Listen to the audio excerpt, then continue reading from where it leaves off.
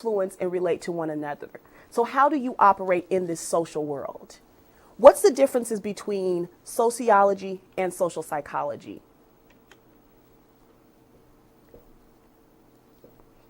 Actually, this is going to be the specifics of what is social psychology, and then we'll get into the differences between social psychology and sociology. So how does the mind work? In not just a one-on-one situation, but how is it implied? How in an imagined situation does social psychology work? In social psychology, it really focuses on the individual. And so we'll talk about that more with the differences between social psychology and sociology. So self-concept, self-identity, self-esteem, when you start thinking about an individual person and you as that person, that's where social psychology comes in. And there you go. Social psychology focuses on the individual and versus sociology focuses on the individual in a group or as a societal entity. Those are the differences. In terms of research, something that we're going to get into later on in this chapter, and hopefully I'll be able to discuss with you. I'd love if you all would drop by my lab sometime and come and visit me and see what I do every day as a researcher here at UNLV. But in terms of research, social psychologists aim to predict behavior, while sociologists describe behavior. And again, we'll get a little bit into that later on in regard to statistics and the importance of research and what we do as social psychologists. So what are social psychology's big lessons? How we construct our social reality. Sometimes our social thoughts or our concepts can be a great thing, and at other times they can be a little bit harmful. So when you think of maybe prejudices or racism or sexism, sometimes our own social constructs can provide a barrier or a deterrent in our relationships with others. So sometimes it's not such a great thing, but other times it can be very, very wonderful and kind of makes us who we are, and that's a great and wonderful thing. Social psychology is biologically rooted, and one thing that's going on right now is social neuroscience. So it's like, okay, well, how does your social world and how do you as a person, how is that naturally or innately motivated? So what goes on in the brain that actually makes us who we are and how we operate in social environments? I love it. I love brain info, and maybe we can talk about that in some of your group topics or personal topics. We'll discuss some of the things that go on biologically as far as with social psychology. So this is one thing that I think is so cool, is socio-cultural perspectives. And what social cultural perspective does is looks at what is involved in large social groups, such as norms with cultural groups, fads, ethnicity, all of these things we'll cover in a broad perspective. But in a more general form, when you think of maybe like hip hop, what does that say about our culture, and how has that kind of mapped even the musical world, the dress world, and individuals inside of that society? So again, with culture, I love culture. It's another thing that I study. More specifically, I study acculturation, and if you remember on the syllabus, that's very it's laid out with culture. It's also we're going to discuss acculturation. But culture is the belief system, the value systems, the traditions that make up a group of people. Social norms are kind of important with cultural perspectives, rules and expectations for appropriate social behavior. How are we supposed to act? How are we supposed to be? What is expected of us? Kind of, everybody drives here on the left-hand side. We all drive on the left-hand side. You go somewhere else, you may not get that. So what is expected, normal, and regular in our world? So the human values perspectives. Values is again what is thought of to be desirable or how we are supposed to behave. And what affects or influences our value systems? Well, history does that. So it can be your own family history, maybe literally your personal history, what you've done in your life or with others. Preconceptions. And again, preconceptions can be culturally based. And sometimes that's where our isms come into play. So there's kind of this thought of social psychology just being common sense. We all know that we can see influences, again, back to the idea with hip hop, that, what we think about, what influences us, we think about this and we see this all the time. It's a continuous situation. So is social psychology then just common sense? Well, in all actuality, it's not. And the problem with the common sense theory is that it's activated after the fact. And so this concept or this theory has also has a hypothesis called hindsight bias. So we're going to get right into what hindsight bias is. And I'm going to give you some real world examples of hindsight bias. I do it all the time. All right, here we go. So hindsight bias, it's the tendency to exaggerate after learning an outcome and kind of saying, you know what, I knew that all along. That's why social psychology is not just common sense, because we kind of start to think, oh, I knew it all along, when actually we had no idea. So here are a couple of real world examples I tend to think of hindsight bias.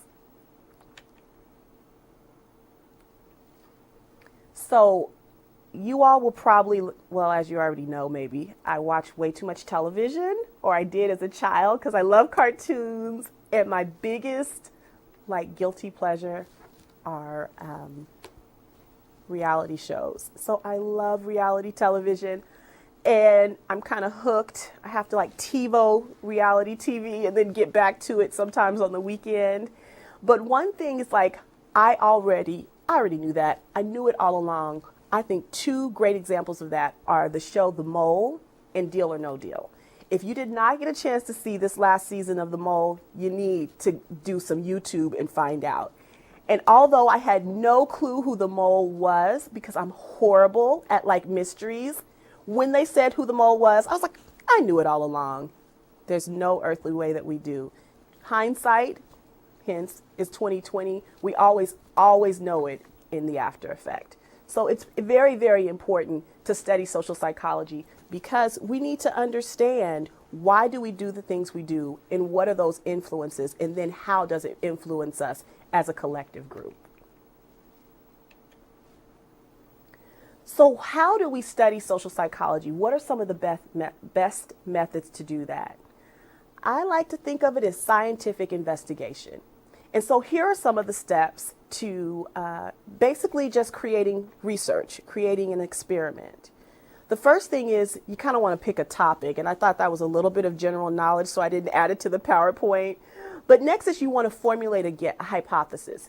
And what is a hypothesis? It's a formulated guess. It's like a very, very well thought out, highly considered guess. So basically you say, I think, I suppose, I guess this is the way something happens. And then you put in the steps to see if your guess or your hypothesis is correct. So how you do that is you design a study, and you decide if you want to do it in a laboratory or in a field. You also can choose the type of methodology, which is either experimental or correlational. And we're going to get into that in a few minutes. Next, you collect the data, you analyze it, draw some conclusions, and report findings in a journal article or an online journal. I guess you could talk to your friends and family about it if you absolutely wanted to, but it's encouraged to kind of try to get the work out there so other people can start forming their own guesses, their own formulated thoughts, and see if you're right or wrong, or at least if they agree or not agree. So what is experimental research? It's the manipulation of one variable under controlled conditions so that changes in another variable can be observed. Now, if you're not a psychology person, and sometimes even if you are a psychology person, that can be jargon. So one thing that I think of as variables are things. A variable can be literally anything. So if you think person, place, or thing, a noun, That's what a variable can be. Sometimes it's a behavior, and that works as well. But just to keep it really simple, a variable can almost be any single thing that you want it to be. And that's what experimental research is.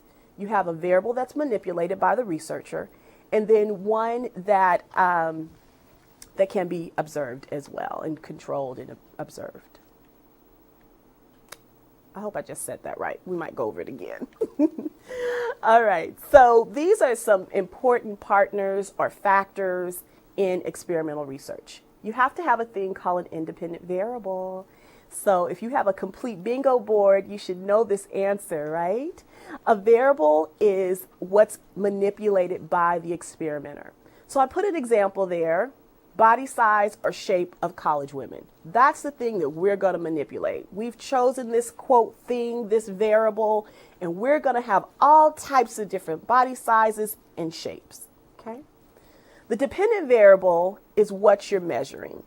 So maybe we'll have people come into our lab and they can say how attractive a body shape or size is. So we'd have a Likert scale that says 1, very attractive, 2, 7, not very attractive, or vice versa. And say, hey, why don't you give me a score? Why don't you give me a rating on this body type? So the thing with an experimental research project is that it has a cause and effect relationship, is what we say. Cause and effect. It's a causal relationship. So an example could be, does the body shape size of college women influence her level of attractiveness or your level of attraction to her? So just an example of an experimental research. So you're going to have your independent variable, your dependent variable, and sometimes people have more than one of actually each of these variables. So that would be up to your discretion on how you plan and do your research. All right, let's go on to what's next. So an experimental group, you have subjects that receive a special treatment in relation to the independent variable. Now, this is, again, another way that you can do your methodology. You can have a control group or not. Actually, sometimes this experimental group can act as their own control. But the differences between an experimental group and a control group is that they're going to get something different, something unique that the control group would not have. But everything else is the same with these two groups. So let's say that you have all men. So everyone has the same gender, but you tend to want to be interested in something I'm interested in, African Americans. So you say, you know what, they're going to both be men, but something different about all these men is that these are going to be persons of color who are going to look at attractiveness. Or maybe you manipulate age. So everyone's the same exact age, but you want to look at learning styles. So you would put in a different type of learning style. Let's look at online learning versus in-class learning. But everybody goes to university, or everyone's male, or everyone's of the same age. So that's how you can tell, hey, is online better or is in-class better? Because the experimental group will have those two differences versus the control group where you haven't manipulated the learning styles. So what happens with, again, with an experimental research is that because that there is a difference between what happens in the experimental group and what happens in the control group, you have to say, it's got to be that independent variable. It's got to be the thing that I looked at. It's got to be the thing that I manipulated. Hope that makes sense.